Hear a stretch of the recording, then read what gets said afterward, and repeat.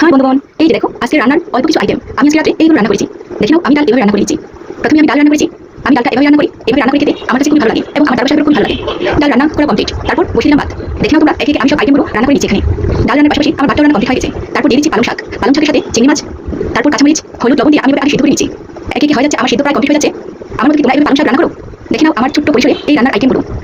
পালং শাক রান্না করা প্রায় কমপ্লিট হয়ে যাচ্ছে। এখন পেঁয়াজ রসুন দিয়ে গরম করে শাকটা আবার বেজে নিব, তাহলে পুরোপুরি কমপ্লিট হয়ে যাবে। এই যে দেখো পেঁয়াজ রসুন ভালোভাবে বেজে বাগারটা দিয়ে দিচ্ছি। প্রায় শেষ হয়ে যাচ্ছে। এই যে আমার পালং শাক রান্না কমপ্লিট হয়ে গেছে। তারপর আমি ডাল রান্না করেছি, ভাত রান্না করেছি, পালং শাক রান্না করেছি, তারপর এখন মাছ আলু দিয়ে তরকারি রান্না করবো।